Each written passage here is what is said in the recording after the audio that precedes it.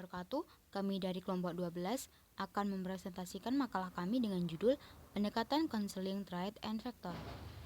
Ditujukan untuk memenuhi salah satu tugas mata kuliah bimbingan dan konseling dengan dosen pengampu Bunda Ika Aryani MPD, disusun oleh Binti Thayyibatul Munah, Latifatul Munawarah, dan Imro'atus Sholikah. Secara bahasa, trait dapat diartikan dengan sifat, karakteristik seorang individu, sedangkan vektor berarti tipe-tipe, syarat-syarat tertentu yang dimiliki oleh sebuah pekerjaan atau suatu jabatan. Teori trait and vektor memberikan asumsi bahwa kecocokan antara trait dengan vektor akan melahirkan kesuksesan dalam suatu karir yang dilalui oleh seseorang, dan begitu sebaliknya, kegagalan dalam mencocokkan trait dengan vektor akan menimbulkan kegagalan dalam sebuah pekerjaan. Menurut Williamson, sejumlah asumsi yang mendasari trait vektor konseling adalah: yang pertama, setiap individu mempunyai sejumlah kemampuan dan kompetensi, seperti taraf inteligensi umum, bakat khusus, taraf kreativitas, wujud minat, serta keterampilan yang bersama-sama membentuk suatu pola yang khas untuk individu itu.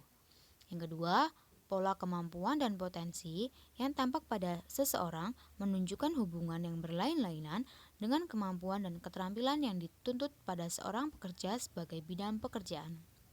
Yang ketiga, penentuan kecocokan atau ketidakcocokan antara data tentang tuntutan program studi dan data tentang individu lebih dapat diandalkan daripada hanya perkiraan kecocokan atas dasar pandangan pribadi tentang diri sendiri dan sekedar kesan tuntutan program studi. Setiap individu mampu, berkeinginan, dan berkecenderungan untuk mengenal diri sendiri serta memanfaatkan pemahaman diri itu dengan berpikir baik-baik, sehingga dia akan menggunakan keseluruhan kemampuannya semaksimal mungkin dan dengan demikian mengatur kehidupannya sendiri secara memuaskan. Tujuan trait vektor konseling. Trait vektor konseling bertujuan mengajak individu untuk berpikir mengenai dirinya serta mampu mengembangkan cara-cara yang dilakukan agar dapat keluar dari masalah yang dihadapinya. Trait vektor dimaksudkan agar individu mengalami 1. Klarifikasi diri, 2. Pemahaman diri, 3. Penerimaan diri, 4. Pengarahan diri, 5. Aktualisasi diri. Analisis dari trait and vektor.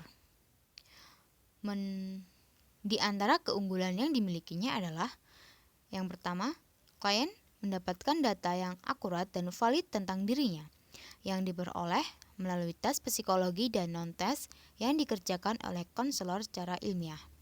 Yang kedua, klien mendapatkan berbagai informasi dunia kerja dan berbagai persyaratan yang pasti dimiliki untuk dimasuki dunia kerja tersebut. Yang ketiga, klien mendapatkan berbagai tawaran terhadap pilihan pekerjaan, kebebasan karir, dan solusi terhadap berbagai persoalan yang dihadapinya.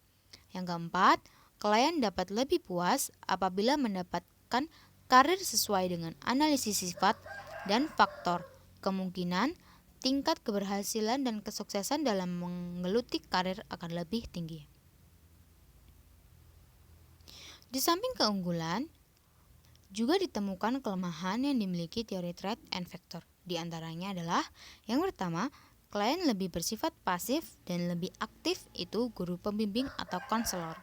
Yang kedua, klien akan frustasi apabila tawaran pilihan karir tidak dapat dia temukan, karena klien terbatas pada pilihan karir yang dapat ditetapkan oleh konselor berdasarkan analisis sifat dan faktor.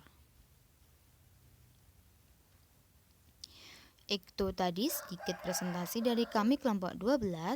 Apabila ada kurang dan salah kami mohon maaf. Kami akhiri.